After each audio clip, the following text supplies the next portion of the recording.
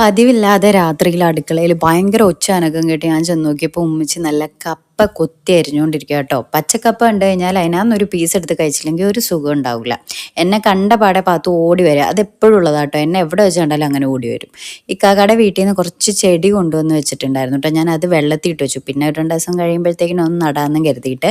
അപ്പോൾ കപ്പ വെക്കുന്നത് കപ്പ കുഴയ്ക്കാൻ വേണ്ടിയിട്ടാട്ടോ. അത് വഴി കാണിച്ചു തരാം.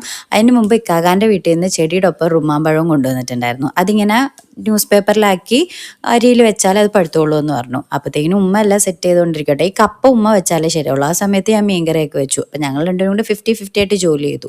കപ്പയൊക്കെ നല്ല വെന്തുടഞ്ഞിട്ടുണ്ട്. അതെടുത്ത് കയ്യും പൊള്ളി, പിന്നെ അത് വായിലേക്ക് വെച്ചപ്പോൾ വായും പൊള്ളി. എൻ്റെ പൊന്നൊന്നും പറയണ്ട. പിന്നെ ഉമ്മ മസാലയൊക്കെ ചേർത്ത് നല്ലോണം കുഴച്ചെടുത്തു. നല്ല ടേസ്റ്റായിട്ട് ഉമ്മ ചെയ്തുണ്ടാക്കുന്ന ഒരു അടിപൊളി ടേസ്റ്റാണ് കേട്ടോ. പിന്നെ മീനും വറുത്തു കേട്ടോ. മീൻ കേരയുണ്ടായിരുന്നു, പിന്നെ അതേപോലെ കൊഴുവ ഉണ്ടായിരുന്നു. രണ്ടും നല്ല ടേസ്റ്റാണ്. പിന്നെ ഞങ്ങൾ രണ്ടുപേരും കൂടെ ഫുഡൊക്കെ കഴിച്ചു.